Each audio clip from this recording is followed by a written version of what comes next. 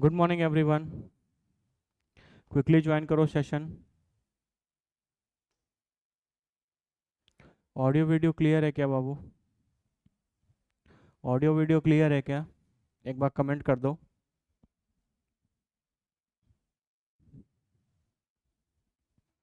Audio video clear है क्या? Okay. तो हम लोग लास्ट क्लास में कंस्ट्रेंट मोशंस के बारे में पढ़ रहे थे, हमने बहुत सारे बेसिक क्वेश्चंस भी किए थे स्ट्रिंग कंस्ट्रेंट्स को लेकर, ठीक है।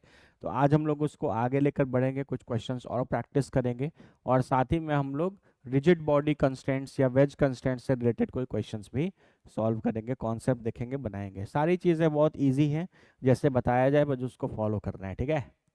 चला जाए, स्टार्ट किया जाए। चलो, तो ये रहा आज आपका पहला क्वेश्चन,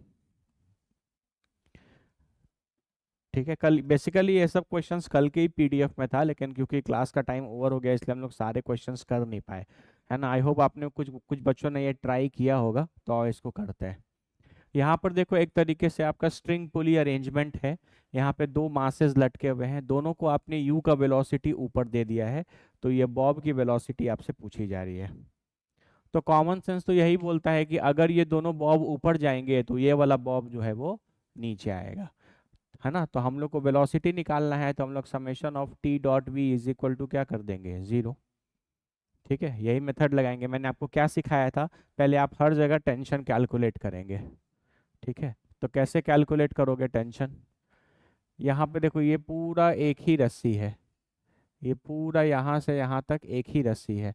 तो यहाँ पे टेंशन ऐसे, यहाँ पे टेंशन ऐसे, यहाँ पे ऐसे, यहाँ पे ऐसे, यहाँ पे ऐसे, यहाँ पे,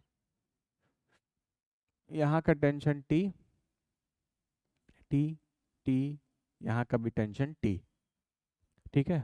तो तुम क्या लिख सकते हो, और यहाँ पे टेंशन कितना होगा, ये होगा ऊपर में टी कॉस थीटा, ये होगा टी कॉस थीटा, तो यहाँ पे भी टेंशन हो जाएगा टू टी कॉस थीटा, ठीक है। तो इसके लिए क्या लिखोगे, टेंशन ऊपर यू भी ऊपर, तो plus plus T into you.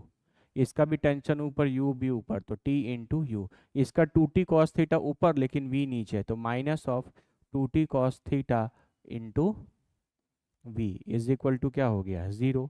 तो ये हो गया two times T U is equal to two T cos theta into V. तो टू से टू टी कट जाएगा, तो we will be U divided by cos theta. That is the answer, है ना। इस क्वेश्चन में एक बहुत बेसिक सा फंडामेंटल है। ये क्वेश्चन बहुत आसान इसीलिए है क्योंकि आपने दोनों ब्लॉक को बराबर का वेलोसिटी दिया है।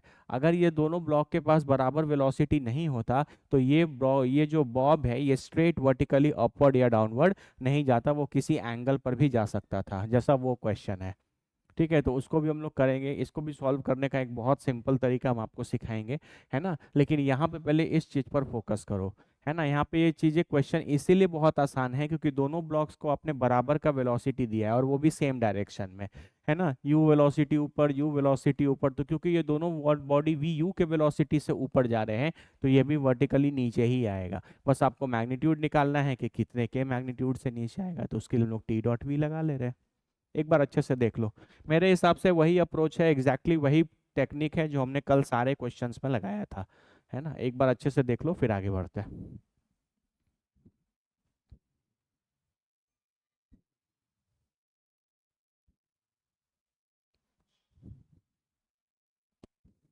देखो, यहाँ से यहाँ तक ये पूरा एक ही रस्सी है, तो हर जगह टेंशन क्या रहेगा, टी।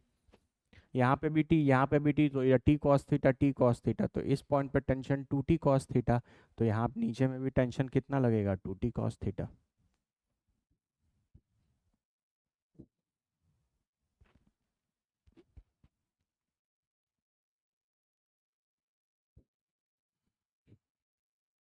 चलो अब इसको ट्राई करते हैं।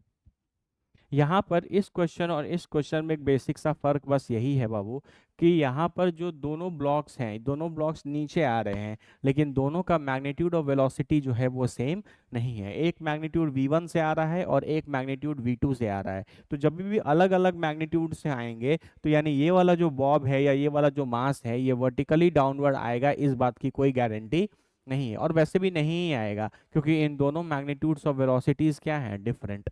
तो आप सबसे पहले तो यही कमेंट कर सकते हो कि since v1 is not equal to v2, इस मास को कुछ m मान लेते हैं, mass m will not move, अब ये नीचे आ रहे तो वो ऊपर ही जाएगा, will not move vertically upward, यानी ये वाला जो मास है ये वर्टिकली अपवर्ड नहीं जाएगा। जब वर्टिकली अपवर्ड नहीं जाएगा तो जाहिर सा बात है कि किसी एंगल पर जाएगा। तो हम मान लेते हैं कि ये कुछ इस एंगल पर जा रहा है, इसको हम v मान लेते हैं और इस एंगल को हम अल्फा मान लेते हैं। ये मैंने दो अननोन क्रिएट किए, मेरे को v भी नहीं पता और मेरे को अल्फा भी नहीं पता, ये दोनों मेरे अननोन हैं। तो हमको दो इक्वेशंस बनाने पड़ेंगे जिनसे हम दो अननोन्स को क्या कर सकें, सॉल्व कर सकें। पहले बोलो यहाँ तक बात समझ में आई कि नहीं आई? है ना, यहाँ पर क्योंकि इन दोनों मासेस की वेलोसिटी जो है वो सेम नहीं है, वो डिफरेंट है, इसीलिए ये वाला जो मास है ये वर्टिकली अपवर्ड या डाउनवर्ड नहीं जाएगा, है ना, वो किसी एंगल पर जाएगा। अब ये दोनों नीचे आ रहे थे तो ये बॉब ऊपर ही जाएगा, तो वर्टिकली अपवर्ड ना जाकर किसी एंगल पर जाएगा। तो मैंने मान लिया कि इसकी वेलोसिटी v है और ये किसी एंगल पर जा रहा है। देखो यहाँ से मैंने इसका कुछ अल्फा एंगल बना लिया, तो ये पूरा थीटा है, ये अल्फा है, तो ये अल्फा माइनस थीटा होगा। अब ऐसे क्वेश्चंस में तुम टी डॉट वी अगर लगाओगे तो काफी कॉम्प्लिकेटेड उसका सॉल्यूशन आएगा। ठीक है, इस चीज को सॉल्व करने का हम तुमको एक मस्त तरीका सिखाते हैं, वो भी तुमको आना चाहिए। तुम अपने सारे जो रोप्स होते हैं या स्ट्रिंग्स होते हैं, है ना, इसको तुम क्या मानते हो, इन एक्सटेंसिबल, है ना, तुम सारे रोप से स्ट्रिंग्स को क्या मान सकते हो, इन एक्सटेंसिबल मानते हो। तो इन एक्सटेंसिबल मानने का मतलब है कि स्ट्रिंग पर कोई भी दो पॉइंट लिया जाए तो उनके बीच का डिस्टेंस हमेशा क्या होगा, कांस्टेंट होगा, है ना। मान लो हम यहाँ पर एक पॉइंट ए ले लें और यहाँ पर हम एक पॉइंट बी ले लें, तो इनके बीच का ये जो डिस्टेंस है वो हमेशा क्या होगा, कांस्टेंट। और डिस्टेंस कांस्टेंट होने के लिए इन दोनों पॉइंट्स की वेलोसिटी भी क्या होनी चाहिए, सेम होनी चाहिए। अगर इसकी वेलोसिटी मान लो वी ए है और इसकी वेलोसिटी वी ए है, तो V A equal to we B, आप ये कमेंट कर सकते हो, है ना। दोनों पॉइंट्स की जो वेलोसिटी है वो सेम होनी चाहिए। इसका मतलब आप यहाँ से कमेंट कर सकते हो कि अगर आपके पास स्ट्रिंग एक्स, तो आप लिख सकते हो कि वेलोसिटी कंपोनेंट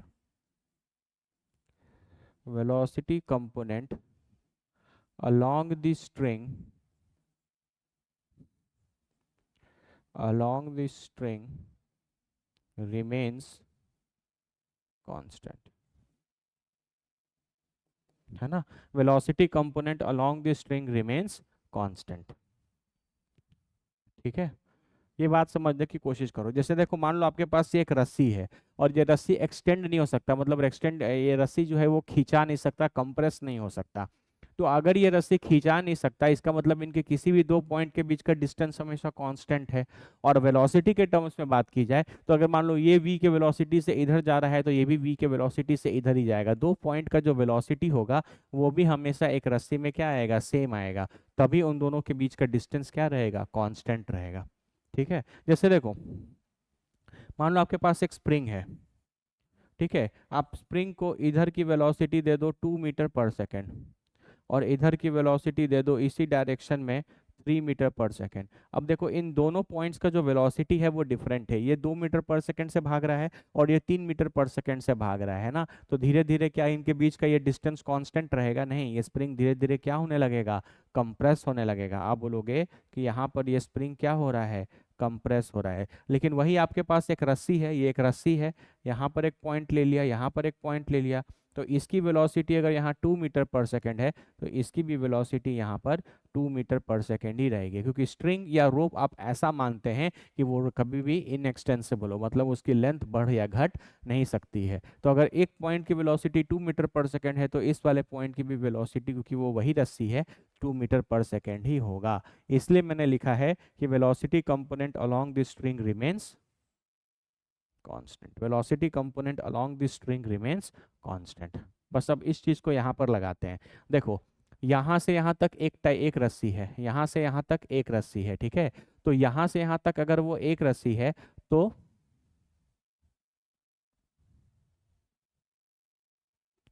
ठीक है, यहाँ से यहाँ तक अगर एक रस्सी है तो तुम बोलोगे कि अगर तुम इसको यहाँ पे v2 का वेलोसिटी नीचे दे रहे हो, इसका मतलब इस रस्सी में हर जगह वेलोसिटी यहाँ से यहाँ तक v2 ही है, क्योंकि वेलोसिटी जो है वो एक रस्सी या रोप में हर एक पॉइंट पर कांस्टेंट ही रहेगा। ठीक है, तो velocity along the string remains constant. तो यहाँ पर वेलोसिटी है, रस्सी का वेलोसिटी v2 है, तो यहाँ पर भी रस्सी का वेलोसिटी क्या होगा, v2। तो अगर हम इसको v वेलोसिटी मान लें तो इसका यहाँ पर कंपोनेंट कितना आएगा, v cos अल्फा। देखो, v cos अल्फा, तो v cos अल्फा किसके बराबर हो जाएगा, v2 के बराबर। v cos alpha will be equal to v2, ये एक इक्वेशन आ गया। सिमिलरली अगर तुम इधर का रस्सी देखो तो इसको तुमने v1 वेलोसिटी से नीचे फेंका है, तो इस पूरे यहाँ से यहाँ तक के रस्सी का वेलोसिटी क्या होगा, v1। तो इसका यहाँ पर एंगल कितना होगा, बोलो, थीटा माइनस अल्फा।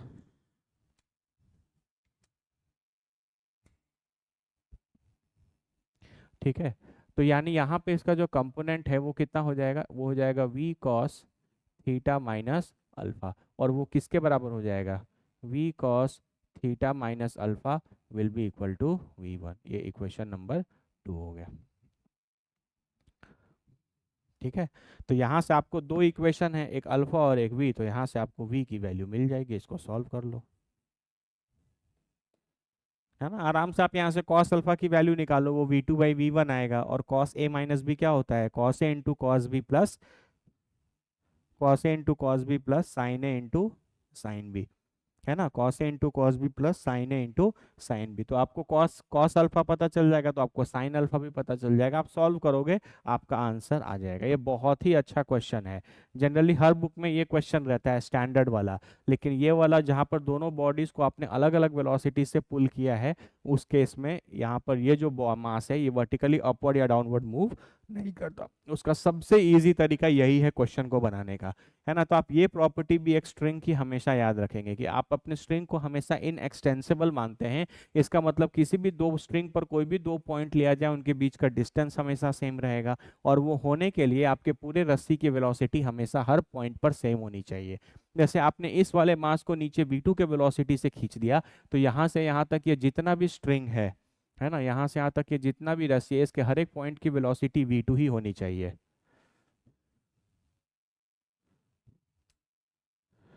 है ना। इसके हर एक पॉइंट की वेलोसिटी जो है वो v2 ही होनी चाहिए, ठीक है। क्योंकि यहाँ पे v2 है तो यहाँ पर भी ये इससे कनेक्टेड है, तो इसका एक कंपोनेंट इधर लेंगे, अलोंग द स्ट्रिंग लेंगे, तो v cos अल्फा आएगा, तो v cos अल्फा v2 के बराबर होना चाहिए। सिमिलरली यहाँ पर v cos theta minus alpha जो है वो v1 के बराबर होना चाहिए। आपके पास दो इक्वेशन है, दो अननोन है, इनको सॉल्व कर लो, आपका आंसर आ जाएगा। अच्छे से बाबू ये दोनों क्वेश्चन देख लो, ये दोनों क्वेश्चन, ये तो जेई में भी आया हुआ है ये वाला क्वेश्चन, और ये वाला क्वेश्चन कभी भी आ सकता है। ये बहुत अच्छे क्वेश्चन हैं सिर्फ इसीलिए कि बच्चों को ये बात पता होनी चाहिए कि जब सेम वेलोसिटी से पुश किया या पुल किया जाता है, तो ये बीच वाला बॉब एग्जैक्टली वर्टिकली अपवर्ड या डाउनवर्ड जाता है, तो टी डॉट वी से बहुत इजीली आपका आंसर आ जाएगा एक लाइन में। लेकिन जब आप इनको अलग अलग वेलोसिटी से पुल करेंगे, तो ये बीच वाला मास जो है वो वर्टिकली अपवर्ड या डाउनवर्ड मोशन में नहीं होगा, वो किसी एंगल पर होगा। तो वहां पर आप ये वाला मेथड अगर लगाओगे तो आपका आंसर बहुत जल्दी और बहुत इजीली कैलकुलेट कर सकते हो। ठीक है,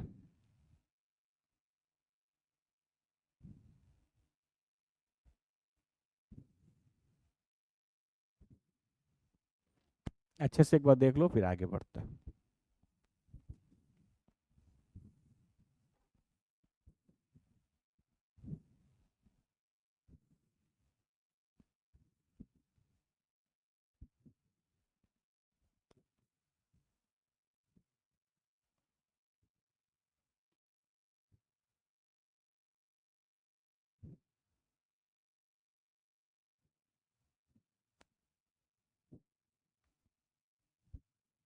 मैथ्स में आप ट्रिग्नोमेट्री वगैरह पढ़े लिए होंगे, इन दो इक्वेशंस को सॉल्व करना है।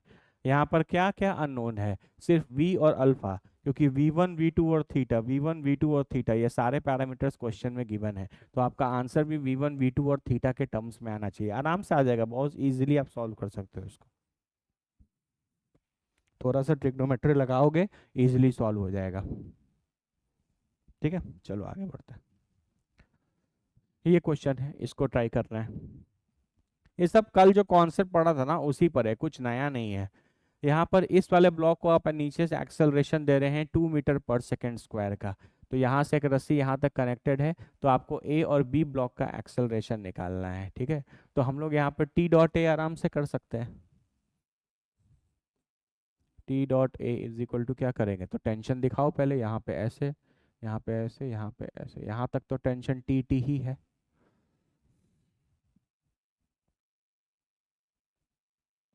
सही है। चलो, तो अगर तुम ये इन दोनों ब्लॉक में कंपैरिजन करो, तो इस पे टेंशन टी ऊपर लग रहा है और इसका एक्सेलरेशन नीचे है, तो आप क्या लिखोगे, -t/2 प्लस, ठीक है, इसके एक्सेलरेशन को ए इधर मान लेते हैं। तो इसका टेंशन टी इधर ही लग रहा है और इसका एक्सेलरेशन ए ऑफ ए इधर ही लग रहा है, तो अब क्या लिखेंगे, +t/ए इज इक्वल टू क्या आएगा, 0। तो t/ए will be equal to 2t, तो कट जाएगा, यानी ए का भी वैल्यू 2 मीटर पर सेकेंड स्क्वायर ही आएगा।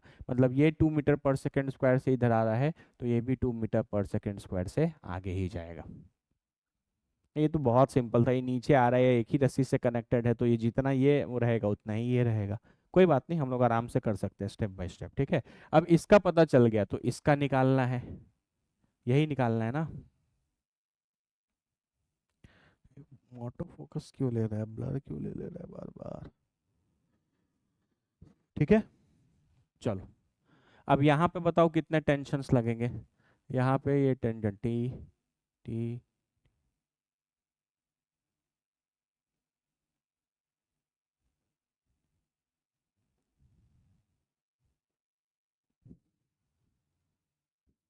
ठीक है, तो यहाँ पे टेंशन अगर हम T1 मान लें, क्योंकि देखो यहाँ से यहाँ तक टेंशन आया, लेकिन बीच में क्योंकि मास आ गया, तो इधर और इधर का टेंशन सेम नहीं होगा। मैंने आपको बताया था कि बीच में मास आ जाने के कारण टेंशन की वैल्यू जो है वो कभी सेम नहीं रहती। आप यहाँ से चलते गए, इस रोप या स्ट्रिंग पर चलते चलते इस पॉइंट से इस पॉइंट तक के बीच में कहीं पर भी कोई मास नहीं है, ना स्ट्रिंग के पास, ना पुली के पास, और ना फ्रिक्शन प्रेजेंट है ना। तो इन दोनों केसेस में टी की वैल्यू यहाँ पे हमेशा सेम रहेगी, लेकिन इस जगह से इस जगह के बीच में ये मास आ गया, तो इधर का टेंशन और इधर का टेंशन फिर अलग अलग होगा। तो हम मान लेते हैं कि टेंशन कुछ T1 है, ये T1 है। देखो ये रस्सी यहाँ से घूमा, ऐसे घूमा, ऐसे घूमा, ये पूरा एक ही रस्सी है। देखो यहाँ से स्टार्ट हुआ, पुली के पीछे से घूमा, फिर इस पुली के पीछे से घूमा, फिर इस पुली के पीछे से घूमा और यहाँ तक आ गया। तो यहाँ तक टेंशन की वैल्यू सेम ही है, तो ये भी T1, ये भी T1 और ये भी T1। अब ये T1 T1 तो ये 2T1 हो जाएगा, और ये भी T1 T1 तो ये भी 2T1 हो जाएगा। सही है, चलो अब यहाँ पे लगाओ, इन दोनों ब्लॉक्स के बीच में अगर हम summation of T dot A is equal to 0 करें, तो इस वाले ब्लॉक पे कितना टेंशन लग रहा है, अच्छा इधर भी है, तो ये लग गया इधर, ये भी हो जाएगा 2T1। तो बी वाले ब्लॉक पे टोटल टेंशन किधर लग रहा है, T1 इधर और 2T1 इधर, 3T1। ठीक है, तो ये हो गया 3T1। टेंशन इधर लग रहा है, एक्सेलरेशन इधर है, तो माइनस आएगा इंटू 2, बीच में प्लस। इस वाले ब्लॉक पे कितना टेंशन लग रहा है भाई, बोलो। 2T1 टोटल 4T1, और इसका एक्सेलरेशन इधर मान लेते हैं ए बी, तो इस पे टेंशन इधर लगा 4T1 और एक्सेलरेशन ए बी है, तो 4T1 into acceleration A B, दोनों सेम डायरेक्शन में है इसलिए प्लस हो गया। तो यहाँ से कितना आ जाएगा, 4T1 A3 will be equal to 6T1। T1 से T1 कट जाएगा, तो A3 की वैल्यू आ जाएगी 6/4 या 3/2 मीटर पर सेकेंड स्क्वायर। मतलब ये वाला आगे जाएगा 1.5 मीटर पर सेकेंड स्क्वायर से। मतलब ये 2 से जाएगा तो ये भी 2 से जाएगा, लेकिन ये आगे जाएगा 1.5 मीटर पर सेकेंड स्क्वायर से।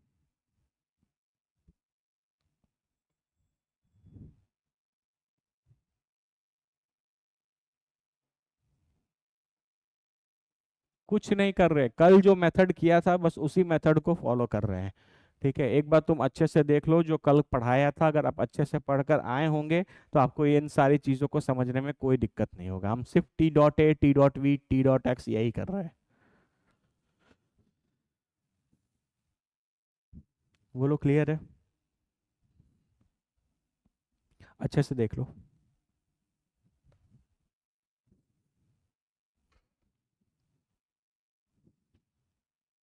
अच्छे से देख लो इसको।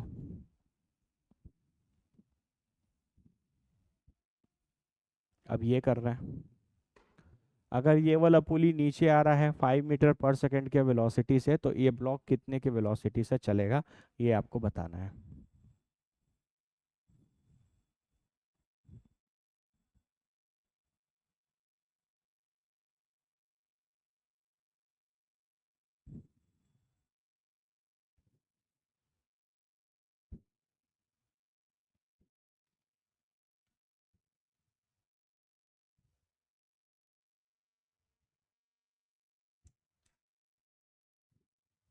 इसको ट्राई करो थोड़ा।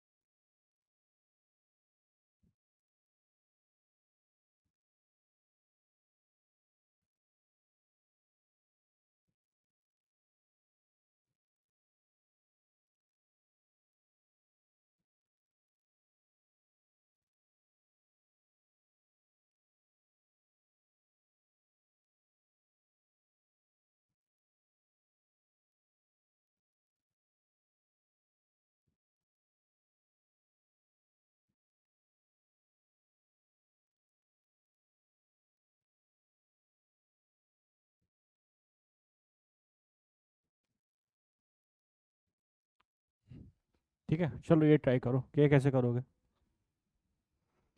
पहले तो बाबू हर जगह तुमको टेंशन दिखाना पड़ेगा, है ना। देखो, यहाँ से चले इस जगह पे, यहाँ से देखो, ये रस्सी, ये रस्सी, ये रस्सी, ये रस्सी, ये रस्सी, ये रस्सी, ये पूरा रस्सी सेम है। तो यहाँ पे tension tension tension tension tension tension tension tension tension. देखो, अभी तक मैंने जहाँ जहाँ एरो लगाया है वो सब एक सिंगल स्ट्रिंग है। देखो, ऐसे गए, घूमे, फिर इस पुली के नीचे से घूमे, फिर इस पुली के ऊपर से घूमे, फिर इस पुली के नीचे से घूमे और यहाँ तक आ गए। तो हर जगह टेंशन टी टी, ये टी, ये टी, ये टी, ये टी, ये टी, हर जगह टेंशन टी है। ठीक है। अब ये टी और टी है, तो ये टू टी होगा। और यही रस्सी घूम के यहाँ पर गया है, तो यहाँ पे भी टेंशन हो जाएगा टू टी। That's it. अब ये जो चीज मूव कर रहा है, इसके ऊपर कितना टेंशन लग रहा है, two T, two T, total कितना, 4t। ठीक है, तो अब 4t ऊपर है और वेलोसिटी नीचे है, तो ये -4t इंटू कितना हो जाएगा, 5 प्लस। और ये वाला निकालना है, इस पे टेंशन ऊपर और मान लो वेलोसिटी भी ऊपर ही जा रहा है, तो plus T into V is equal to 0। तो ये कितना हो जाएगा, T V is equal to 5 4 20 टी। तो टी से टी कट जाएगा, वी की वैल्यू आएगी 20 मीटर पर सेकेंड। 20 मीटर पर सेकेंड। इसका मतलब अगर ये 5 मीटर पर सेकेंड से नीचे आएगा, तो ये 20 मीटर पर सेकेंड से ऊपर जाएगा, सिंपल। देखो ना, ये चीज मूव कर रहा है, तो इस पे टेंशन कितना लग रहा है, 2t और 2t मिलकर कितना, 4t। 4t ऊपर और 5 नीचे, तो -40 इंटू 5 हो गया। और इसका निकालना है, और किसी के पास तो बोलो ये फिक्स ही है, इस तरीके से। ठीक है, चेक कर लो, चेक करो, चेक करो आपका आंसर आ रहा है कि नहीं।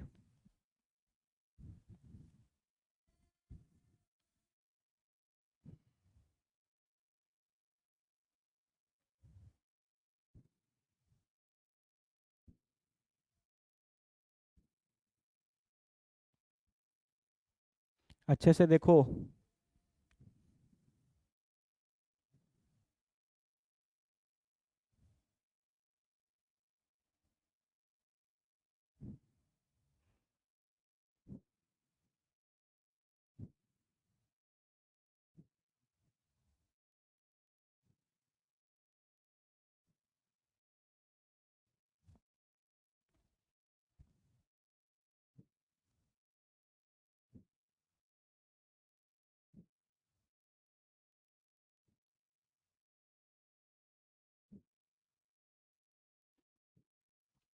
बोलो, क्लियर है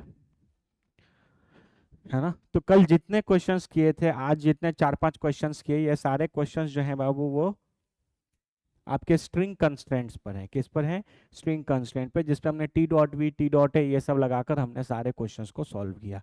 एंड आई होप आपको इसमें कोई प्रॉब्लम नहीं है। अब देखो, जितने क्वेश्चंस पढ़ाए जाते हैं उनको कृपया करके घर पे खुद से प्रैक्टिस करिए। आपको लगेगा कि आप वीडियो एक बार देख लिए आपको आ जाएगा, तो ऐसा फिजिक्स में नहीं होता है। फिजिक्स में आपको तभी आएगा जब आप पेन उठाकर खुद से क्वेश्चंस बनाएंगे, प्रैक्टिस करेंगे। ठीक है? इस चारों क्वेश्चंस को बनाने में मैंने कोई भी ऐसा टेक्निक नहीं यूज किया है जो मैंने आपको नहीं पढ़ाया, एक्सेप्ट दिस क्वेश्चन। इस क्वेश्चन में मैंने आपको सॉल्व करने का एक नया टेक्निक बताया, और ये टेक्निक बहुत कारगर है ऐसे क्वेश्चंस में फाइंड आउट करने के लिए, है ना, जहाँ पर आपको ये नहीं पता कि एक्चुअली बॉडी किस डायरेक्शन में जाएगा। तो आप हमेशा ये काम कर सकते हो कि velocity component along the string हमेशा क्या रहेगा? कांस्टेंट, है ना, क्योंकि आप अपने स्ट्रिंग को इनएक्सटेंसिबल मानते हैं। और वो भी ऐसा क्यों हुआ? क्योंकि यहाँ पर जो दोनों ब्लॉक्स थे, उन दोनों ब्लॉक्स को आपने नीचे पुल किया है विथ डिफरेंट वेलोसिटीज। अगर आप इसको भी सेम वेलोसिटी से खींचते, इसको भी वी से, इसको भी वी से, तो ये ऊपर जाता वर्टिकली, तो फिर आपको इतना करने का जरूरत नहीं था। आप टी डॉट वी से भी बहुत इजीली क्वेश्चन बना सकते थे, जैसे इस केस में हुआ था। बाकी ये सारे क्वेश्चंस तो एकदम कल जैसे ही हैं। बस टेंशन टेंशन निकालो और अपना आंसर निकाल लो। बोलो, क्लियर है या नहीं क्लियर है? अच्छे से देखो एक बार।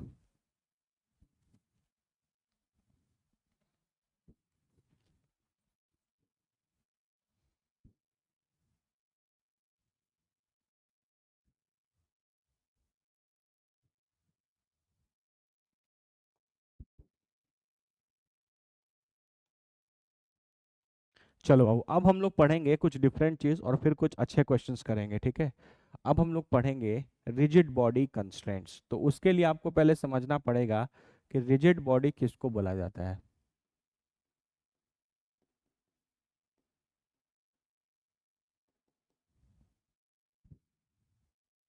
What is a rigid body? एक रिजिड बॉडी क्या है? किसको बोलते हैं आप एक रिजिड बॉडी? है ना? रिजिड बॉडी उस बॉडी को बोला जाता है जिसमें मोशन के दौरान बॉडी का जो शेप है वो चेंज ना करे। ठीक है? तो rigid body, a body which do not change its shape,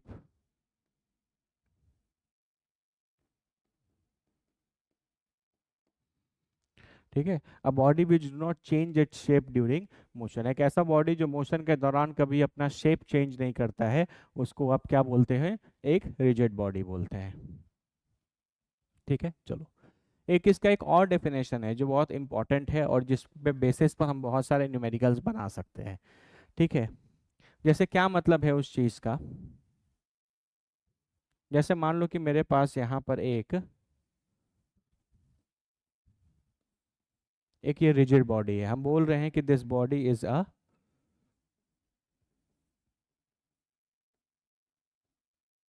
ये एक रिजिड बॉडी है। और इस रिजिड बॉडी पर हम दो कोई भी दो पॉइंट ले लेते हैं।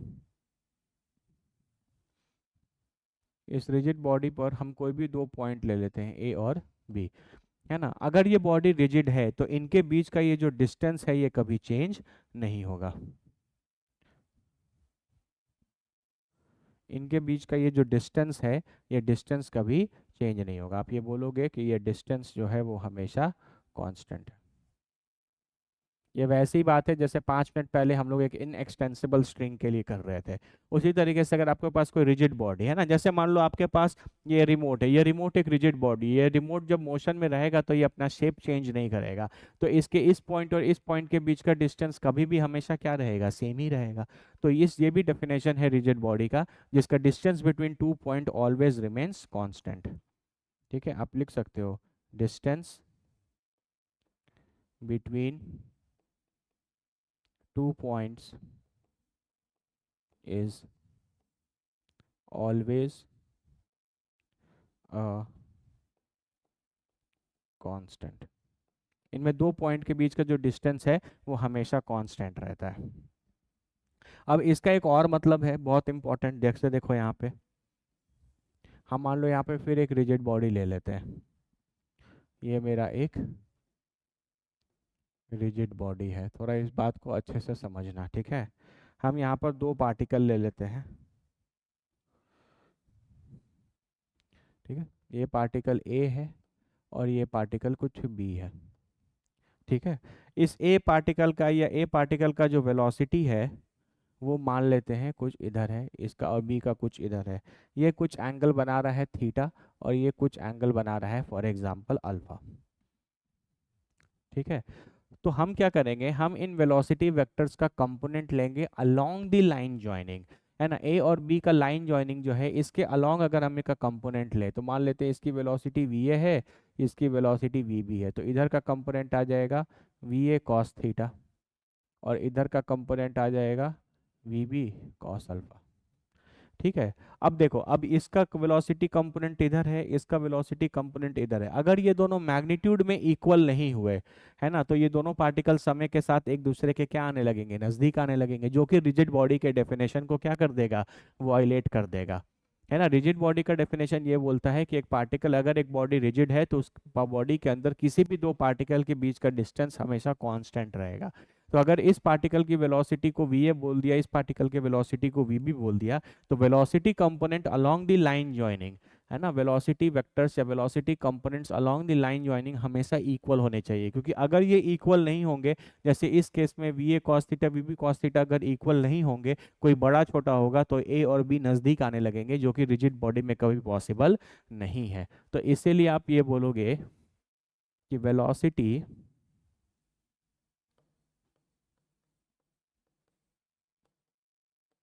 Velocity component along the line joining must be equal। velocity component along the line joining must be equal, बहुत इंपॉर्टेंट है ये।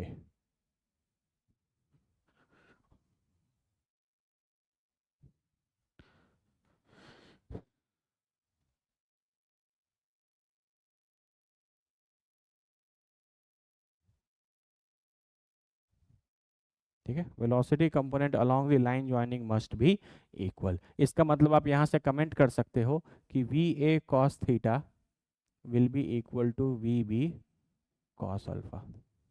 ये बहुत इंपॉर्टेंट है बाबू, है ना, ये बहुत ही इंपॉर्टेंट है। अगर आपके पास कोई एक रिजिड बॉडी मोशन में है, याद रखना इस चीज को आप लगाओगे हमेशा, when one rigid body is in motion. जब एक रिजिड बॉडी मोशन में है तो आप उस मोशन में ये कंडीशन लगा सकते हो और अपने कंस्ट्रेंट रिलेशंस बहुत इजीली निकाल सकते हो, है ना। ये बहुत इजी टेक्निक है, बहुत अच्छा टेक्निक है, बहुत सारे क्वेश्चन अभी हम लोग इस पर बनाने वाले हैं, ठीक है। अगर कोई एक रिजिड बॉडी मोशन में है तो आप आराम से ये काम कर सकते हो, ठीक है। यहाँ पर एक और चीज आएगा जो हम आपको काइनेमेटिक्स में पढ़ाए थे, ठीक है। इसका एक कंपोनेंट इधर आएगा और एक कंपोनेंट इधर आएगा, परपेंडिकुलर वाला। This will be V A sine theta और ये हो जाएगा वी बी साइन अल्फा, है ना। ये जो लाइन ज्वाइनिंग के परपेंडिकुलर वाले जो कंपोनेंट्स होते हैं ये बॉडी को रोटेट कराने का काम करते हैं। अगर तुम ध्यान से देखो तो ये भी इसको क्लॉकवाइज रोटेट कराएगा और ये भी इसको क्या कराएगा, क्लॉकवाइज रोटेट कराएगा। तो यहाँ से आप ओमेगा भी लिख सकते हो, इसका omega of the body will भी हो जाएगा V A sine theta plus V B sine alpha divided by L, will divided by L. ठीक है, ओमेगा देखो ना, ये जो लाइन ज्वाइनिंग कंपोनेंट है ये तो हमेशा इक्वल होंगे, लेकिन जो perpendicular to the line joining वाला आएगा उस इन इन वेलोसिटीज के कारण ये बॉडी जो है वो रोटेट करेगा, है ना, ये आपको रोटेट कराने के लिए रिस्पॉन्सिबल है ना, ये ओमेगा है, this is angular velocity, angular velocity. Omega equal to V by R होता है, तो ऊपर में वी है, नीचे में एक डायमेंशन है, इन दोनों पॉइंट के बीच का डिस्टेंस, इन दोनों पॉइंट के बीच का डिस्टेंस अगर हम एल मान ले तो। यहाँ तक पहले अच्छे से समझ जाओ, बताओ तुमको रिजिड बॉडी का ये बात समझ में आया या नहीं आया, है ना, आपको रिजिड बॉडी का ये बात समझ में आया कि नहीं आया, कि रिजिड बॉडी किसको बोलते हैं, रिजिड बॉडी भाई उसको बोलते हैं जहां पर जो बॉडी अपना शेप चेंज नहीं करता ड्यूरिंग इट्स मोशन, ठीक है, या रिजिड बॉडी उसको बोलते हैं जिसके बीच में जिन बॉडीज के अंदर किसी भी दो पॉइंट का डिस्टेंस कभी भी चेंज नहीं होता, और उसका मतलब ये है कि along velocity component along the line joining must be equal, ये रिजिड बॉडी के लिए है, लेकिन ये मेथड आप कब लगाओगे, जब आपका एक रिजिड बॉडी मोशन में रहेगा, है ना, हम आपको और भी केसेस इसमें धीरे धीरे सिखाएंगे। बोलो चमका कि नहीं चमका, ठीक है, आओ इसको लगाओ थोड़ा क्वेश्चन पे, इधर आओ, इन चीज़ों को क्वेश्चन में लगाओ। देखो यहाँ पर आपके पास एक रॉड है, this is a rod, rod क्या होता है, एक रिजिड बॉडी है रॉड, है ना, तो यहाँ पे एक रिजिड बॉडी है रॉड जिसका लेंथ एल है, जो यहाँ से कुछ थीटा एंगल बना रहा है ना, तो determine the acceleration of B, आपको इस बी का एक्सेलरेशन निकालना है as a function of Y if A is moving upward with a constant velocity V A, अगर तुम इसको अपवर्ड लेकर जाओगे, ऊपर लेकर जाओगे तो ये आगे बढ़ेगा, है ना, तो तुम इसको अगर तुम वीए के वेलोसिटी से ऊपर लेकर जा रहे हो तो तुमको इस बी का एक्सेलरेशन बताना है कि बी का एक्सेलरेशन कितना होगा, बी का एक्सेलरेशन कितना होगा। अब यहाँ पे टी डॉट भी ये सब नहीं लगेगा, क्यों, क्योंकि यहाँ पर कोई पुली नहीं है, कोई स्ट्रिंग नहीं है, वो केसेस हमने कर लिया। यहाँ पे रिजिड बॉडी का कंस्ट्रेंट है कि अगर ये वाला ए और ये वाला बी अगर एक रिजिड रॉड से कनेक्टेड है तो आप किस तरीके से कंस्ट्रेंट रिलेशंस निकालेंगे, किस तरीके से आप इस ब्लॉक के बारे में बता सकते हैं अगर इस ब्लॉक को ऊपर लेकर जाया जा रहा है किसी वी ए के वेलोसिटी से, अरे बोलो ना, ठीक है, तो इतना तो क्लियर है ये बात बाबू यहाँ से कि ये इधर भागेगा,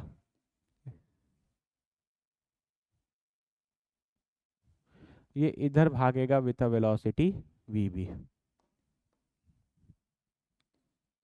ये वी बी के वेलोसिटी से इधर भागेगा, है ना, इसका मतलब अगर तुम सिर्फ इस रॉड पर फोकस करो तो ये रॉड कुछ ऐसा दिख रहा है आपको, है ना, इस रॉड का एक हिस्सा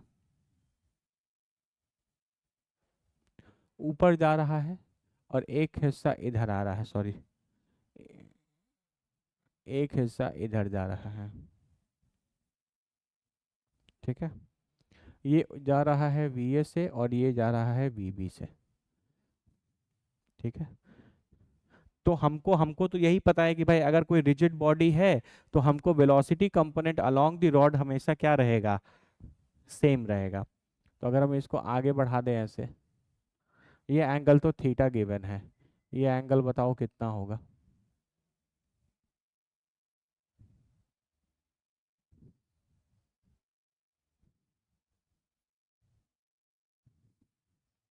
बताओ,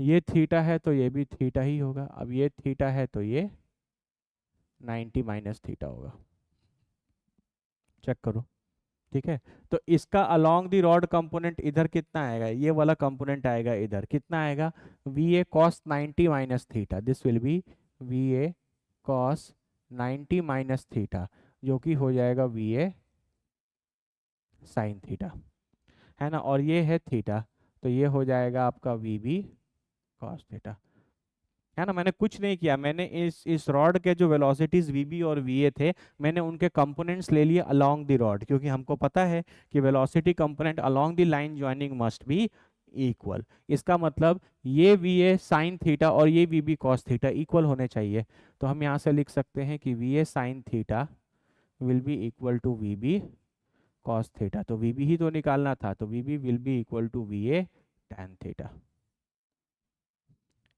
we B will be equal to V A tan theta, that's it. यानी वी बी निकल गया, वी बी जो है वो वी ए टैन थीटा के बराबर होगा, है कि नहीं, V B will be equal to V A tan theta. V B निकालना था, वी ए दिया हुआ था, लेकिन हमको ये नहीं निकालना, हमको निकालना है एक्सेलरेशन। ये तो मैंने अभी बी की वेलोसिटी निकाली है, ठीक है, ये तो अभी मैंने क्या निकाला है, ये तो मैंने अभी इस बी की वेलोसिटी निकाल ली है, जबकि हमको बी का क्या चाहिए, एक्सेलरेशन। याद करो, अब वो समय आ गया जब हम तुमको ये बात इंट्रोड्यूस करके बताएं जो हम आपको कल बताए थे। मैंने आपको कल बताया था कि T dot X always valid होता है, T dot V always valid होता है, लेकिन T dot A always valid नहीं होता। उसका मेरा मतलब ये था कि एक्सेलरेशन जो है वो आप नॉर्मली, जैसे हम ये बोलना चाहते हैं, जैसे आपको बी का एक्सेलरेशन चाहिए, तो कुछ बच्चे क्या करते हैं, वो ए टैन थीटा लिख देते हैं,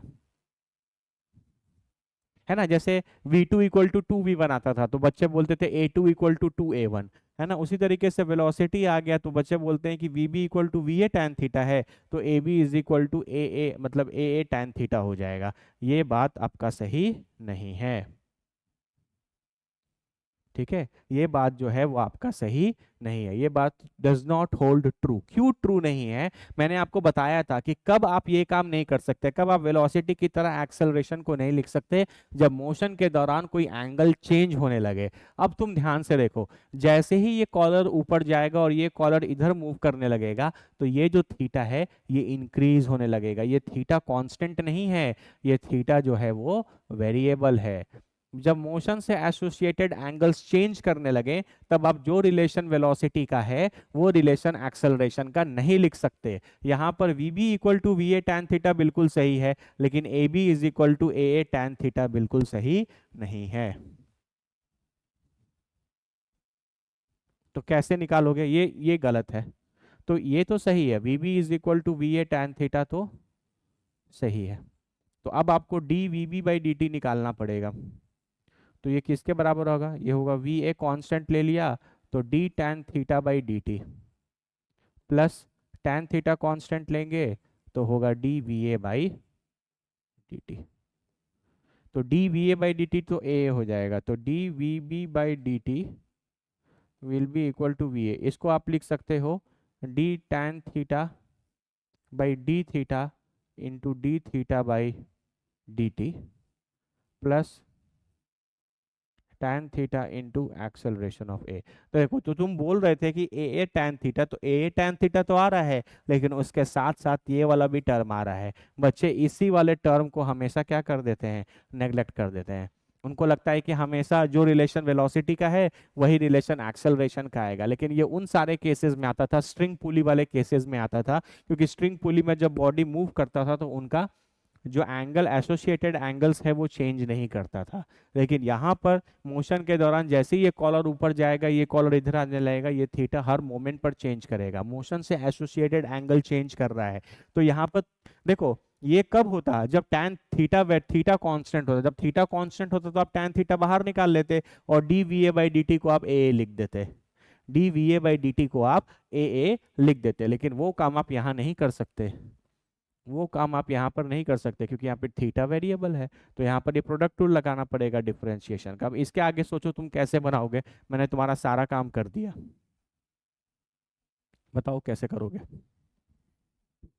सोचो, सोचो सोचो बाबू, सोचो कैसे करोगे, है ना।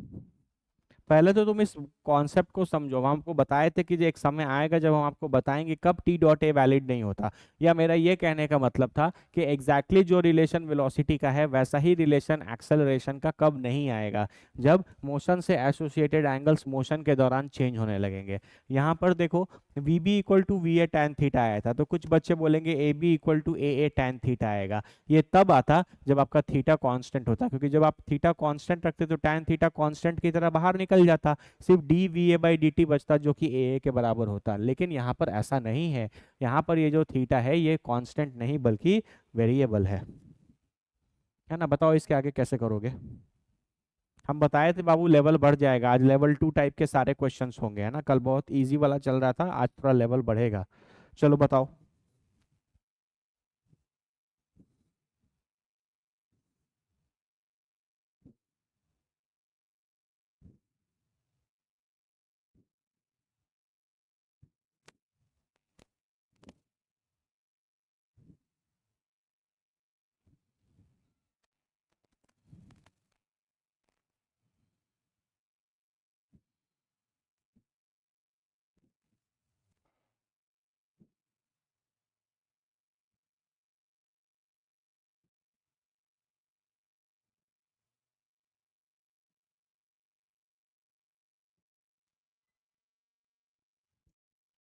तुमको बेसिकली पता है क्या, तुमको D theta by D T चाहिए, क्योंकि तब तुम इसको सॉल्व करोगे तो D V by D T आपको ए भी मिल जाएगा, है ना। हम इधर लिख देते हैं, तुम इसको सॉल्व करोगे तो वो आपको ए भी दे देगा। वी आपको पता है, tan तो ये हो जाएगा tan थीटा का differentiation sex square theta into D theta by D T नहीं पता, और वो हो जाएगा आपका tan थीटा इंटू ए। आपको D theta by D T चाहिए, कैसे निकालोगे?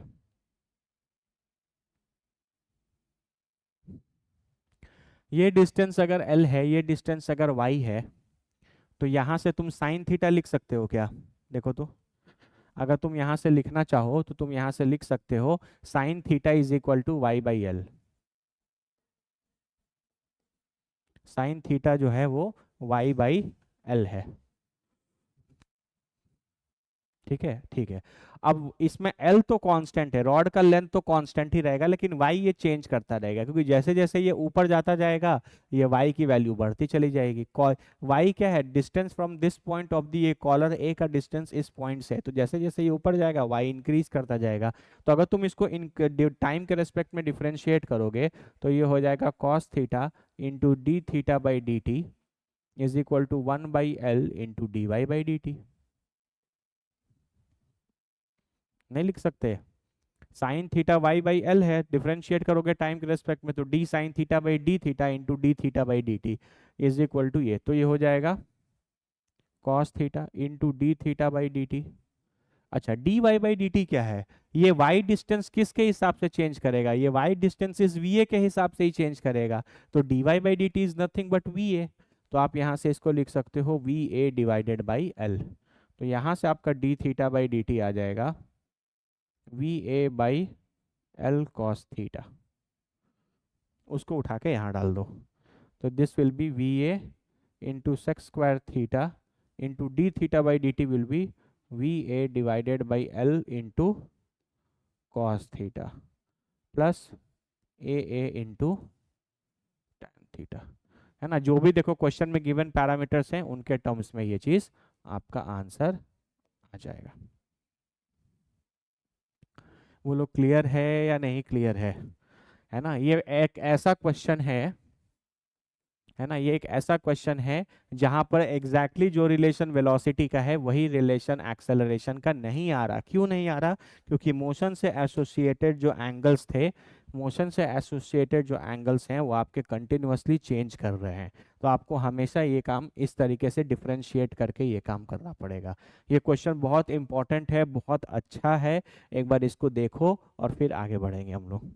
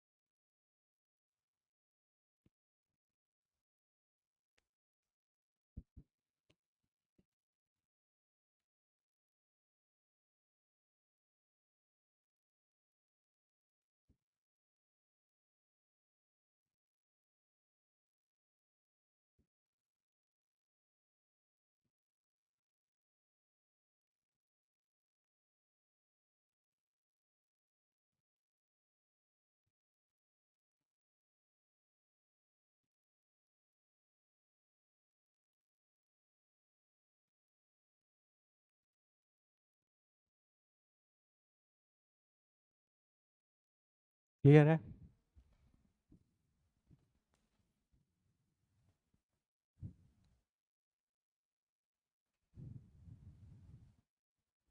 ठीक है, चलो प्रैक्टिस करो। अब देखो फिजिक्स में क्या है ना, फिजिक्स बच्चों को क्यों दिक्कत लगता है, क्योंकि बच्चे फिजिक्स में पहले बात तो सोचते नहीं और प्रैक्टिस नहीं करते।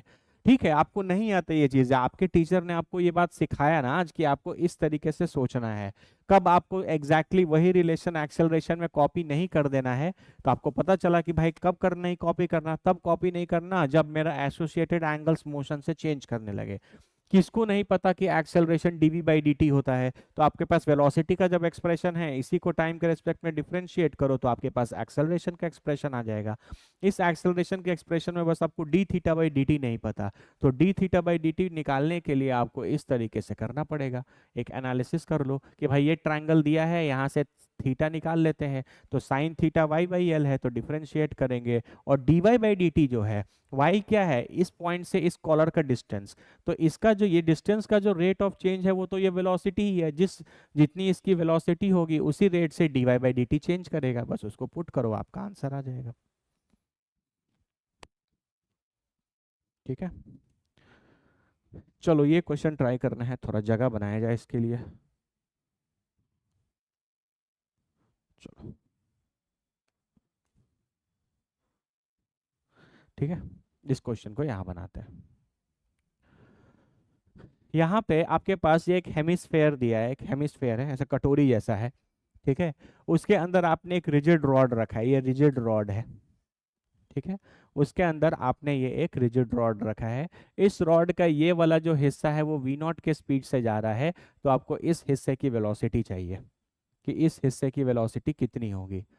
ठीक है, अगर ध्यान से देखा जाए तो क्योंकि ये हेमिस्फेयर है, तो ये इसका रेडियस होगा, तो ये भी रेडियस होगा, तो ये एक आइसोसेलेस ट्रायंगल बना लेगा। और आइसोसेलेस ट्रायंगल अगर बना लेगा तो ये एंगल अगर थीटा बोले तो ये एंगल भी थीटा होगा। बोलो बोलो, है कि नहीं? और ये वाला चीज और ये वाला, ये देखो ये नॉर्मल है और ये टेंजेंट है, तो ये तो आपस में परपेंडिकुलर ही होंगे। तो यानी ये वाला जो एंगल आपका निकलेगा, ये आपका 90 है। तो हम अगर इसको एक्सटेंड कर दें आगे ऐसे, सॉरी इसको नहीं, इसको,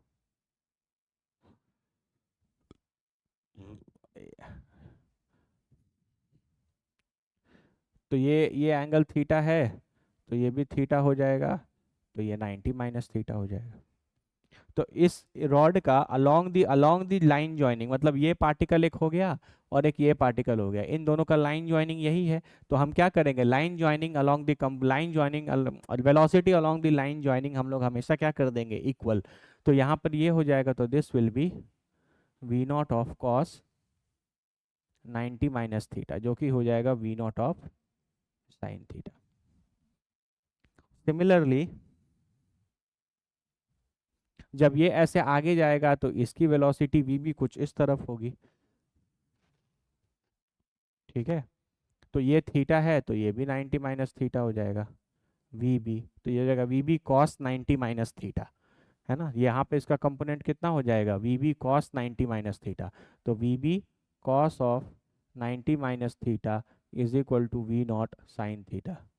तो ये भी तो साइन थीटा, ये कट जाएगा, तो we B equal to we naught आएगा। मतलब ये अगर वी नॉट के स्पीड से इधर जा रहा है, तो ये भी वी नॉट के स्पीड से नीचे आएगा। ये रहा इसका सॉल्यूशन।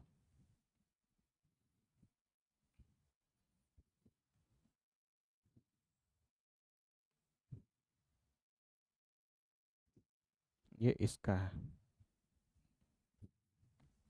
अरे कुछ तो नहीं कर रहे, यही कॉन्सेप्ट लगा रहे जो पीछे का लगाया, क्या लगाया देखो, velocity component along the line joining must be equal. तो मैंने क्या किया, मैंने इस ए पॉइंट का velocity along the line joining, इस डायरेक्शन में मैंने इस वेलोसिटी वेक्टर का एक कंपोनेंट ले लिया।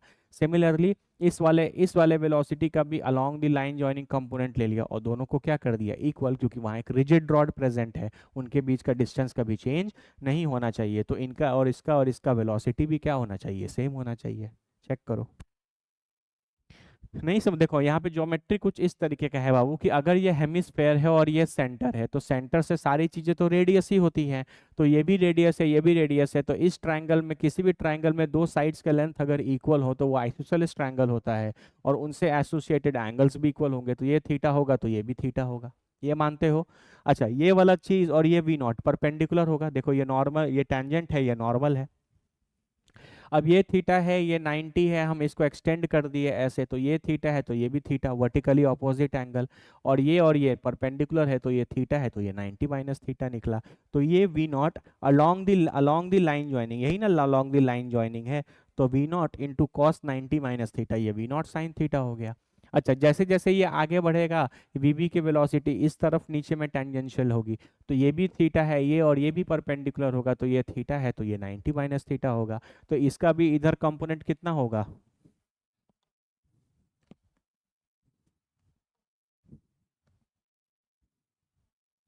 इसका भी इधर कंपोनेंट कितना होगा? V B cos 90 minus theta. तो we B cos 90 minus theta is we naught sine theta. Cos 90 minus theta भी तो साइन थीटा ही है, साइन थीटा कट जाएगा, V B equal to we naught. मतलब अगर ये वी नॉट के स्पीड से इधर जाएगा तो ये वाला बॉडी वी नॉट के स्पीड से इधर आएगा। दैट्स इट, इसके अलावा कोई बात ही नहीं है।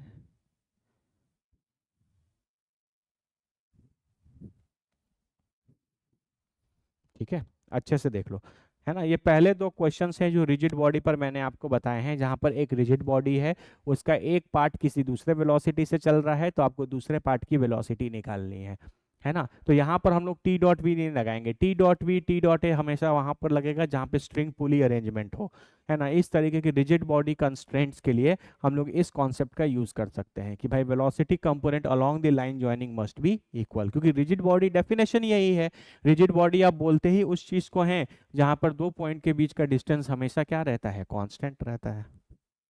और ये पहला क्वेश्चन था जहां पर मैंने आपको वो वाला कॉन्सेप्ट बताया था कि जो रिलेशन वेलोसिटी का है एग्जैक्टली वही रिलेशन एक्सेलरेशन का नहीं आएगा। कब?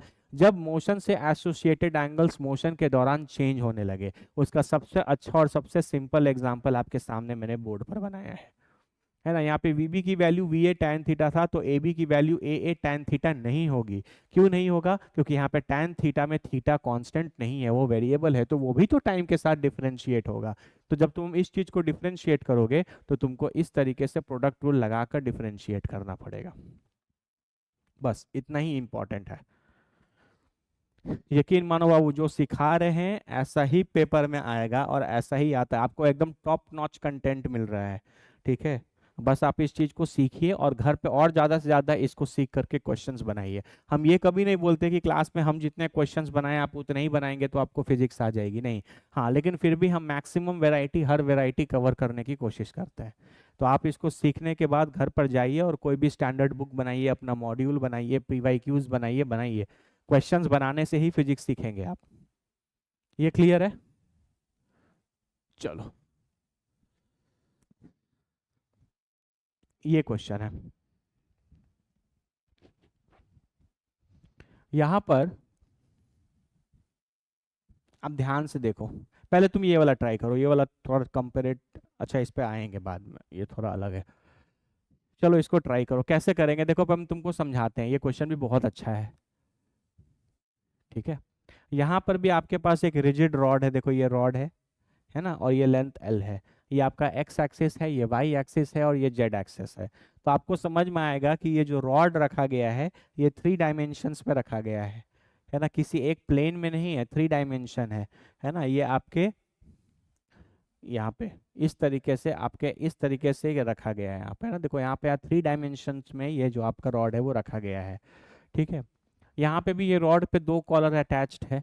ठीक है, अगर आप इस वाले कॉलर को नीचे वी नॉट की वेलोसिटी से ले आ रहे हैं तो ये वाला कॉलर वी बी की वेलोसिटी कितनी होगी ये आपको निकालना है। अब यहाँ पर एक क्या प्रॉब्लम है, हम आपको एक और टेक्निक सिखा देते हैं। ठीक है, यहाँ पर ये जो एंगल है ना, ये वाला एंगल बच्चे गलत थोड़ा समझते हैं। ये अगर आप एंगल यहाँ पर ऐसे दिखाते हो तो ये एक 3 डायमेंशनल एंगल है, ये ऐसा बाहर निकला हुआ है, देखो ये ऐसा है, और रॉड जो है वो ऐसा है, ऐसा ऐसा बाहर निकला हुआ है।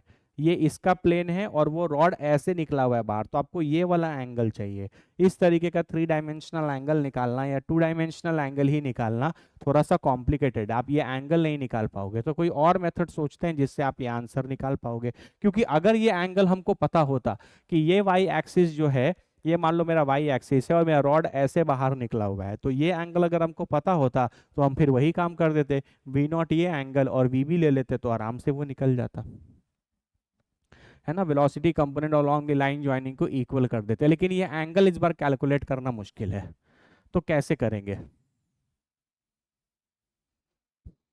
बताओ। ये इसी लाइन पर मूव करेगा और ये वर्टिकली ही मूव करेगा। देखो अगर ये 3 डायमेंशनल है तो हम यहाँ पे लिख सकते हैं कि x square plus Y square plus Z square is equal to l square. ये लेंथ है, कुछ एक्स में वैल्यू है, कुछ वाई में वैल्यू है और कुछ जेड में वैल्यू है, ये सारे मिलकर किसके बराबर होंगे, एल स्क्वायर के बराबर होंगे। ठीक है, एक बार अच्छे से देख लो इसको।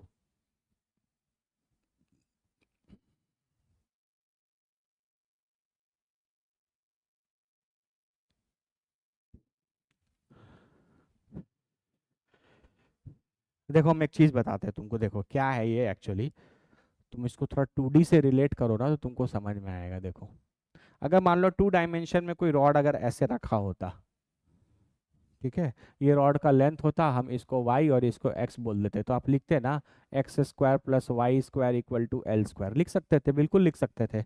X square plus Y square is equal to l square, आप बिल्कुल ये बात लिख सकते थे। ठीक है, उसी तरीके से यहाँ ये 2 डायमेंशन में था तो आपने 2 बार में लिखा, यहाँ 3 डायमेंशन में है, यहाँ एक्स एक्सेस भी है, यहाँ वाई एक्सेस भी है और यहाँ जेड एक्सेस भी है, और x is equal to a constant भी है, तो आप यहाँ पे लिख सकते हो कि ये A square plus Y square plus Z square is equal to क्या होगा, एल स्क्वायर। अब आप इसको डिफरेंशिएट करो तो ये तो डिफरेंशिएशन हो जाएगा, ये हो जाएगा 2y into D Y by D T plus 2z into d z by D t, और एल स्क्वायर भी कांस्टेंट है तो ये भी 0 हो गया। तो यहाँ से 2y into D Y by D T is equal to minus of 2z into d z by D T. अच्छा एक बात बताओ, d Y by D t, ये यही डिस्टेंस y होगा, है ना, यही डिस्टेंस y होगा, तो ये y डिस्टेंस किस हिसाब से, ये वी नॉट है, ये नीचे आ रहा है, तो आप लिखोगे minus of d Y by D T is equal to we naught, और ये वाला जो डिस्टेंस है यही डिस्टेंस जेड है, जैसे जैसे ये नीचे आएगा वैसे वैसे ये आगे बढ़ेगा, तो इसकी वेलोसिटी तो इसी डायरेक्शन में वी बी होगी, तो हम लिख सकते हैं plus d z by D T is equal to we b, क्योंकि वी बी इधर है, इसके इधर वी बी के वेलोसिटी में इसका मोशन होगा तो जेड इंक्रीज करेगा, इसलिए plus d z by D t equal to we b, लेकिन जैसे जैसे वी नॉट से इधर बढ़ेगा तो वाई घटेगा, इसलिए minus d Y by D T is equal to we naught लिख सकते हैं। तो D Y by D t किस माइनस वी नॉट हो गया, तो ये minus of 2y into v naught is equal to minus of 2z into v b हो गया, माइनस से माइनस कट जाएगा, 2 से 2 कट जाएगा, तो वी बी की वैल्यू है वो y by z into v naught आएगा।